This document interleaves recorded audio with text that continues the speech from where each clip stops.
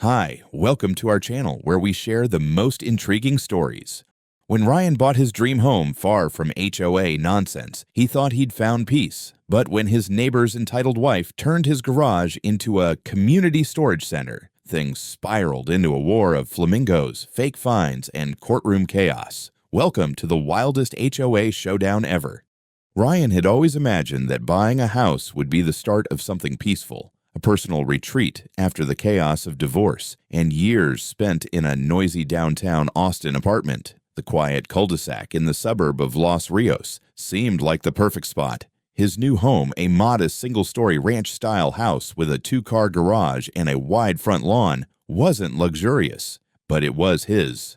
Most importantly, it was not part of the neighboring HOA, which governed the uniform rows of pristine houses across the street. Ryan had made sure of that. He valued his freedom to repaint his shutters turquoise if he wanted to park his old pickup in the driveway, and most of all, to enjoy solitude. That peace, however, lasted precisely 11 days. It began innocently enough. His neighbor, Greg, an affable guy with an unfortunate haircut and the permanent air of someone who didn't really make decisions in his own household, had approached Ryan with a friendly smile and a request. He and his wife were in the middle of moving in and needed a place to temporarily store some overflow boxes. Just for a few days. Ryan, still in his trying to be neighborly phase, agreed. What harm could it do?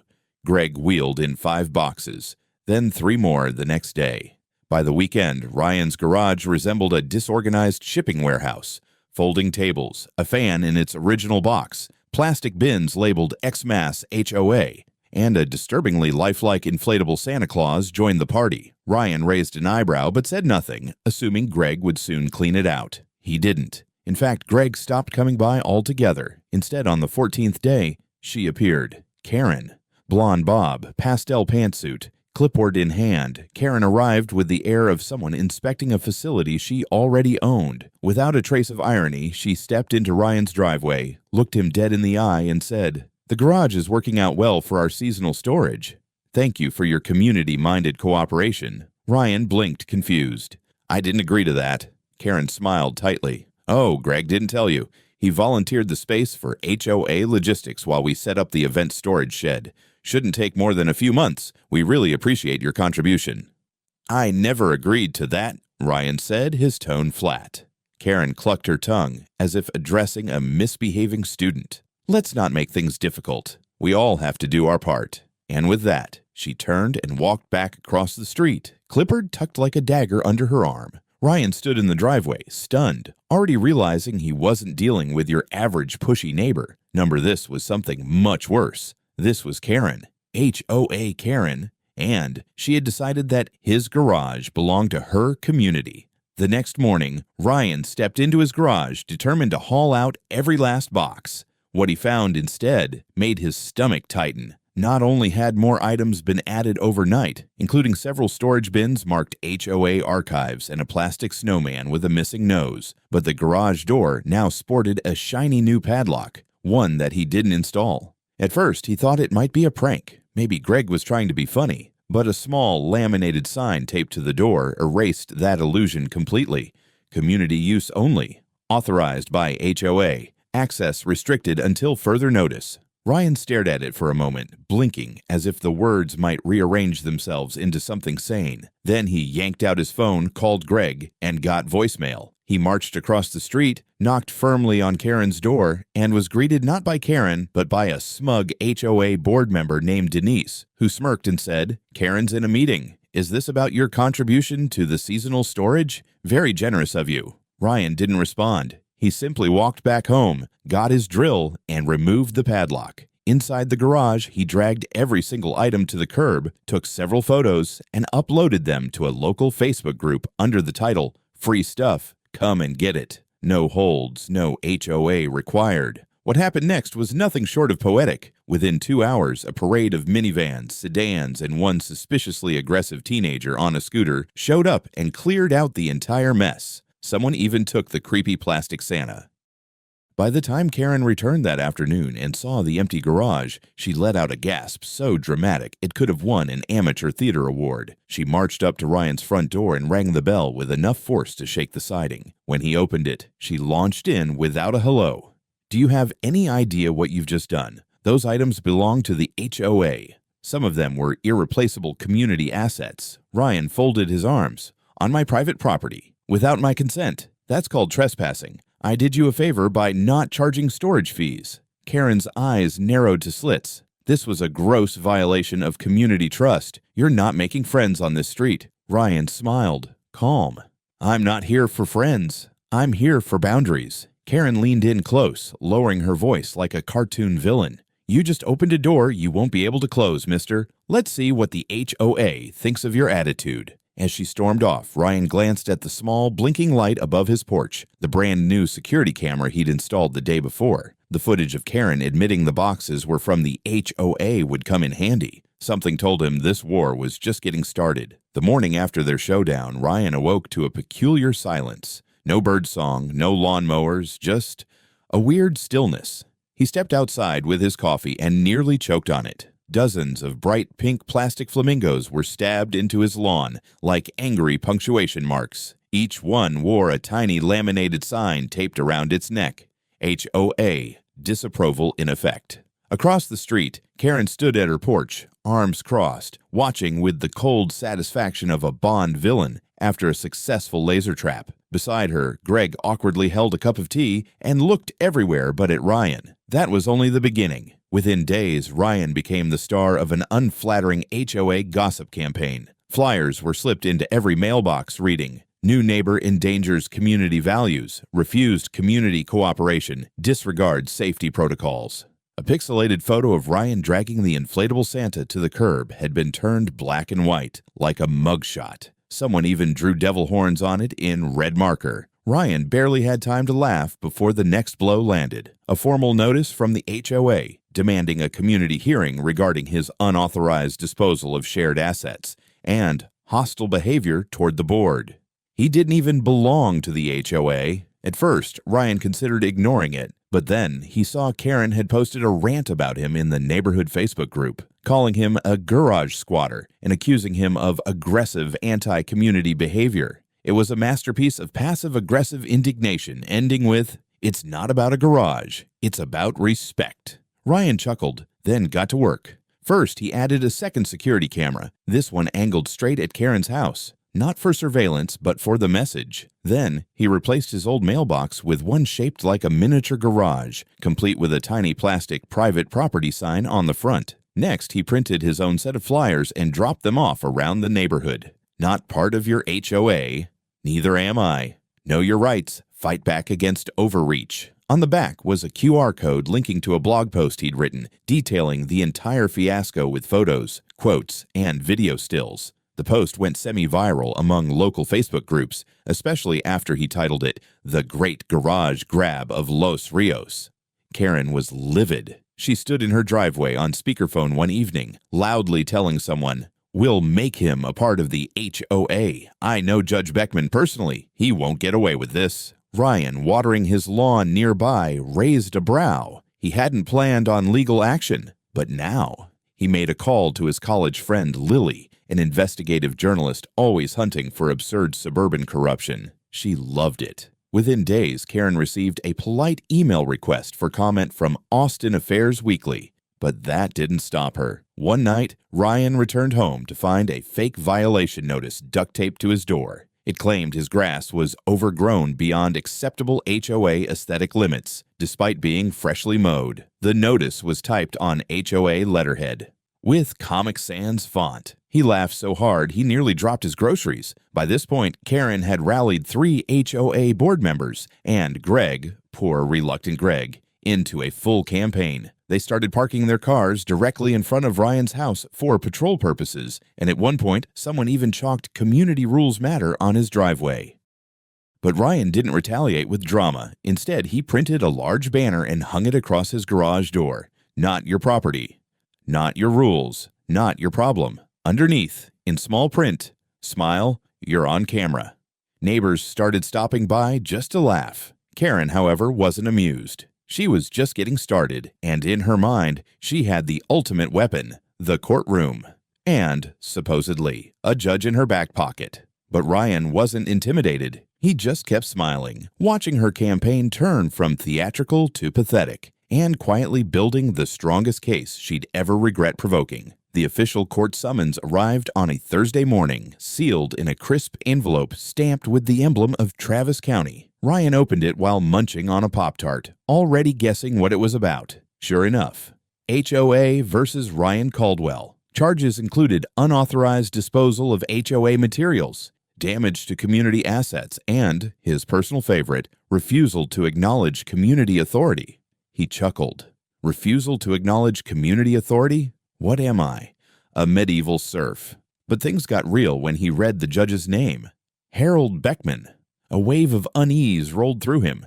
That was the same Beckman Karen had bragged about, knowing personally. Suddenly, her smug confidence made more sense. That afternoon, Ryan received another lovely surprise. Karen herself standing at the edge of his lawn, arms folded and smiling like she'd already won.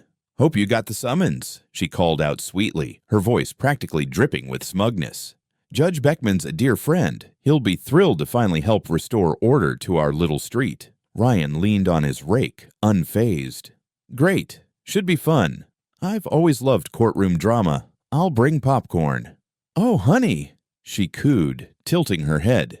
"You think you're clever now, but that judge takes community cohesion very seriously, and so does the HOA board. You should really think about apologizing before things get, expensive." But Ryan didn't apologize.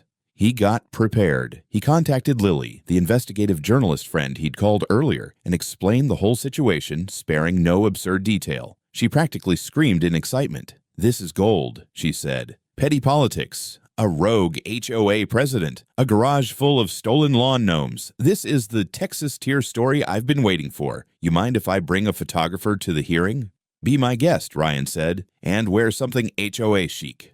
The week before the hearing, Ryan's house transformed into a low-key war room. He compiled security footage, emails, texts from Greg, screenshots of Facebook posts, photos of the flamingos, the flyers, the fake violation letter, and a spreadsheet titled Karen's Greatest Hits, a timeline of entitlement. His attorney, a sharp-tongued woman named Naomi who specialized in property disputes, reviewed the material and laughed. "This case is like a sitcom written by someone on cold medicine," she said. "And somehow we're still going to bury them." When the court day arrived, Ryan wore a charcoal gray blazer, jeans, and a calm, amused smile. Lily and her photographer were already in the gallery, whispering excitedly. Karen strutted in wearing a pastel blazer and pearls, flanked by two HOA board members and a sullen-looking Greg, holding a briefcase he clearly had no idea what to do with. Karen gave Ryan a passing glance like she was already mentally engraving her courtroom victory plaque.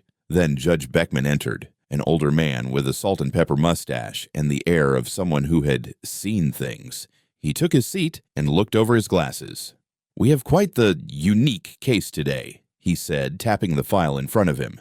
"Let's begin." Karen's attorney, a stiff man who looked like he got paid in HOA coupons, opened with a pompous monologue about community standards and disregard for neighborly cooperation. He painted Ryan as a recluse with antisocial tendencies who sabotaged HOA efforts and violated the trust of the neighborhood. Then Karen took the stand. With theatrical flair, she spoke about safeguarding seasonal decorations, fostering unity, and Ryan's inexplicable hostility. She even shed a single, possibly premeditated tear when describing how Santa was discarded like garbage, traumatizing several children. Then Naomi stood. Her cross-examination was surgical. "Mrs. Whitmore," she began, "can you point to a single document granting you permission to use Mr. Caldwell's property?" Karen hesitated. "It was." "Understood." "An unspoken agreement." Naomi raised an eyebrow. "So, no written consent, no verbal agreement." "Well, Greg arranged it," she said quickly. "He said Ryan wouldn't mind." "Greg?" Naomi turned. "Is Greg a legal representative of the HOA?" "No, but—" "Was Ryan notified of your intent to store HOA materials in his garage?" Karen squirmed. "It was a community need," Naomi interrupted, holding up a color printout, the laminated community use only sign. Did you or did you not place this sign on Mr. Caldwell's property without permission? Karen's jaw tightened. That's taken out of context. Of course it is, Naomi said dryly. Let's add some context. She tapped the screen and played a security camera clip, Karen's own voice saying, "We'll use it until the board decides otherwise." He doesn't need to agree. The courtroom murmured. Greg looked like he wanted to melt into his chair. Then came the flamingos. Then the fake violation. Then the "I know Judge Beckman" quote, which Lily had conveniently included in her article published that very morning, now projected on a monitor for all to see. Beckman's expression soured. "I don't appreciate being used as a tool of intimidation, Mrs. Whitmore," he said coolly. "Nor do I see a single legal justification for your actions." Karen stammered, her face turning beet red. The judge's gavel came down with satisfying finality. Case dismissed. Mr. Caldwell acted within his rights. The HOA is to issue a public apology, remove all harassment, and pay restitution for damages and legal fees. And if I ever hear of this HOA overstepping like this again, we'll have a very different conversation. Karen didn't speak. She simply turned and walked out, her posture wilted, Greg shuffling behind her, still clutching that useless briefcase. Ryan stepped outside into the Texas sun, exhaled, and smiled as Lily snapped a candid shot for the closing paragraph of her follow-up piece. The man who beat the HOA with a banner, a blog, and a box of flamingos. The courthouse parking lot simmered in the Texas heat, but nothing matched the steam pouring out of Karen Whitmore's ears as she stalked to her SUV. Her heels clacked against the pavement like war drums. Greg trailed behind her, looking as though he might be reconsidering every decision he'd made since high school, including marrying a woman who could weaponize a clipboard. Karen yanked open the door and tossed her handbag inside with enough force to set off the passenger side airbag. "Unbelievable!" she barked, spinning around to face her husband. That little man humiliated me. In front of a judge, a friend." Greg shifted awkwardly. "Well, maybe Beckman was trying to look impartial." Karen rounded on him. "Impartial? Greg, I baked that man a bundt cake every Christmas for 12 years. I campaigned for his re-election, and he lets that smug garage dweller walk out with a court victory and a grin like he just won the lottery?" Greg hesitated. "Technically, he did. We have to pay his legal fees now." The look Karen gave him could have curdled paint. "Oh, thank you, Greg. What would I do without your brilliant input?" She slammed the door and sat in the driver's seat for a full 10 seconds, hands on the wheel, seething in silent fury. Then, slowly, she turned her head toward him. "We're not done," she said, voice low and trembling with rage. "He thinks this is over. He thinks he can post videos, mock our authority, and win in court like some internet folk hero." Her jaw clenched. He hasn't seen anything yet. Greg, who had hoped this was the part where his wife cooled off, instead found himself staring into the storm's eye.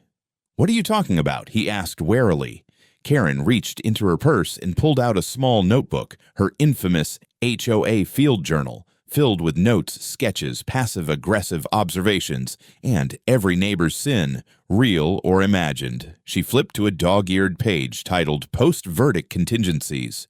"We'll hit him where it hurts," she said. "Image, reputation, comfort. I know how to make his life very uncomfortable without touching a single legal thread." Greg paled. "Karen, we just lost in court."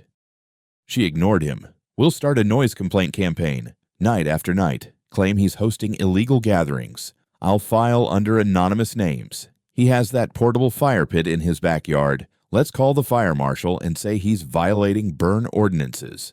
Then we'll start reporting code violations, grass length, driveway oil stains, visible garbage bins.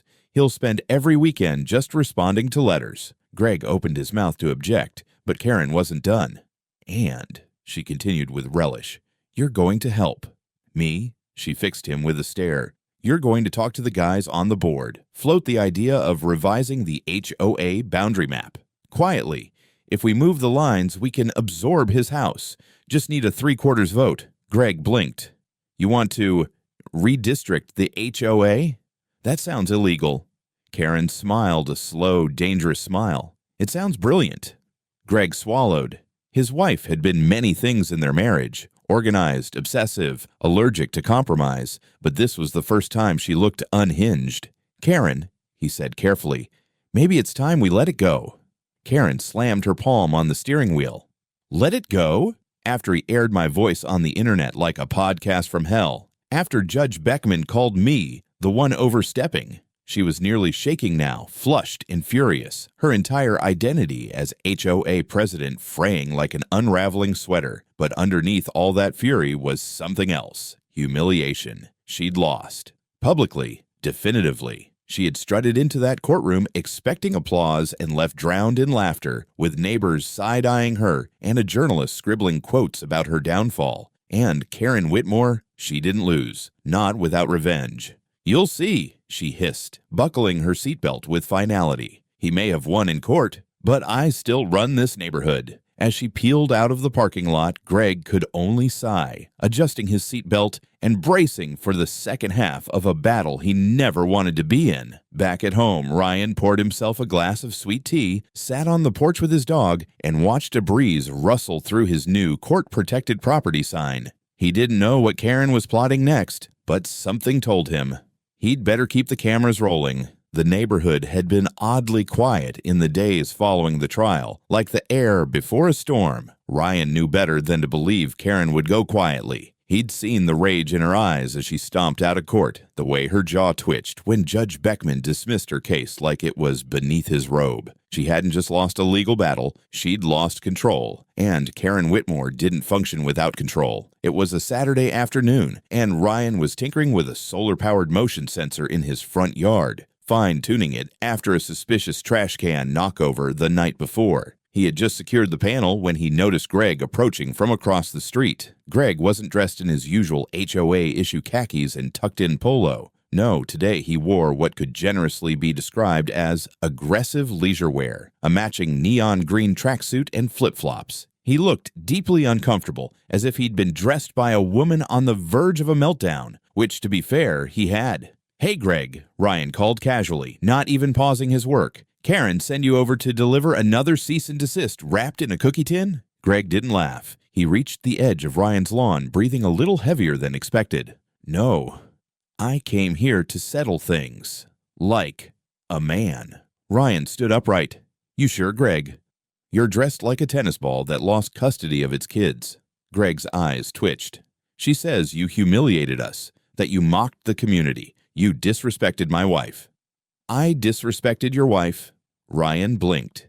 "She broke into my garage, claimed it as a public facility, and then turned my driveway into a flamingo protest." Greg clenched his fists and took a single awkward step forward. "You think you're funny, think you're better than us, but I'm not gonna let you win." There was a long pause. Ryan tilted his head. "Greg, are you trying to fight me?"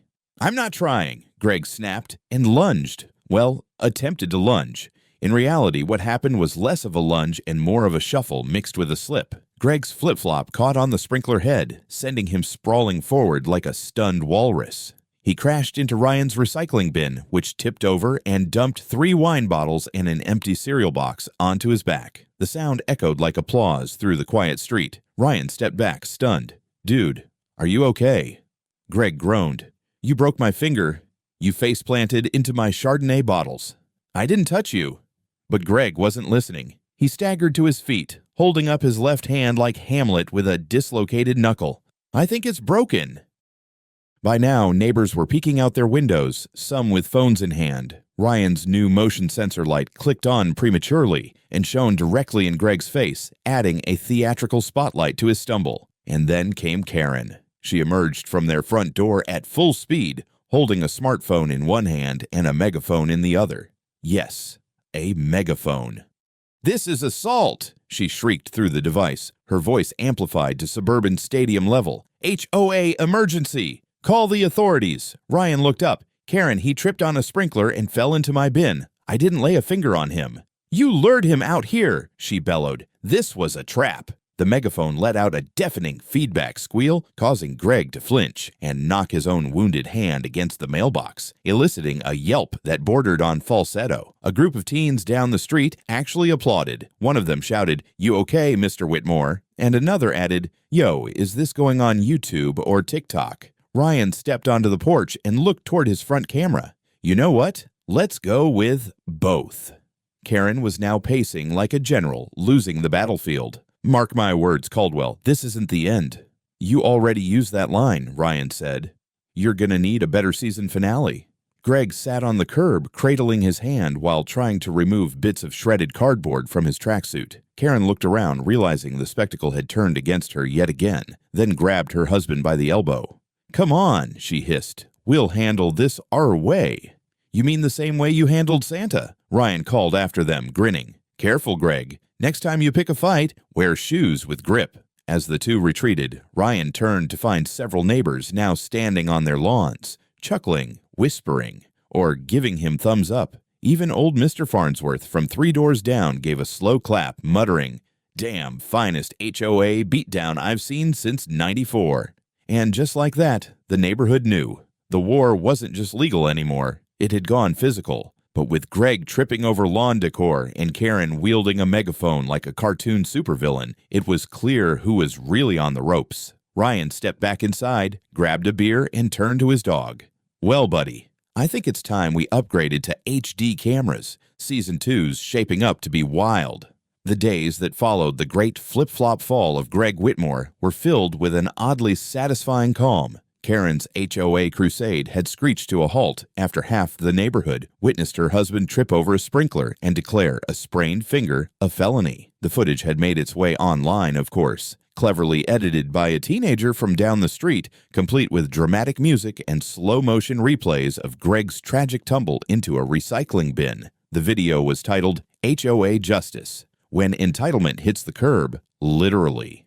It had 82,000 views by the end of the week. Ryan didn't even have to defend himself anymore. The community had. People he'd never met waved from their porches. Someone left a gnome-shaped cake on his doorstep with a note that read, "For the real MVP, from Section B." Even Mr. Clarkson, the guy who never acknowledged anyone without a lawn perfectly edged to 90 degrees, gave Ryan a respectful nod. But the real twist came on a balmy Friday evening, as Ryan sat on his porch sipping iced tea, feeling like the main character in a suburban western. The sun was setting, casting golden light over his lawn, when a small figure approached. It was Karen. No clipboard, no megaphone, no flamingos. She was dressed in beige, ironically the only color she had ever found acceptable for neighborhood mailboxes, and holding something in both hands. Ryan straightened but stayed seated, curious and wary. Karen stopped at the edge of the porch and looked up, her expression unreadable. "I came to return something," she said. She stepped forward and gently placed a box on the porch. Inside, neatly packed, was the plastic Santa Claus, cleaned, repaired, and wearing a tiny note taped to his belt that read, "Sorry for the trouble." Ryan blinked. "I won't pretend I handled things well," Karen said. "I got carried away, and Greg has decided to take a break from the HOA board, possibly indefinitely." "That's smart," Ryan said carefully. She gave a single nod. "I'm stepping down too. There's going to be a vote next week. They're actually considering a rotating council, less power concentrated in one person." Ryan raised an eyebrow. "Never thought I'd see the day." "Neither did I," Karen muttered. "Turns out losing in court and becoming a meme humbles a person." There was silence. Not hostile, not awkward, just quiet. Then Karen added, "You're still not invited to the Christmas potluck." Ryan smirked. "I'll get over it." She turned to go, then stopped. "Oh, and check your mailbox. Someone left you a little something." When she was gone, Ryan walked to the curb. Inside his mailbox sat an envelope, no return address. He opened it and found a glossy photo, a freeze frame from the viral video. Greg midair, mouth open, arms flailing, with a recycling bin labeled Justice in the background. On the bottom, in Sharpie, someone had written, "Legends never fall gracefully." Ryan laughed until his ribs hurt. That night, as the breeze rustled the trees and porch lights flickered on across the street, Ryan sat in his rocking chair beside the plastic Santa, now stationed like a weird little guardian of the garage. Peace had returned, not just to his property, but to the entire street. He raised his tea to the sunset and murmured, "That's a wrap." And somewhere in the distance, a gnome stood proudly in someone's yard, wearing a tiny Team Ryan button.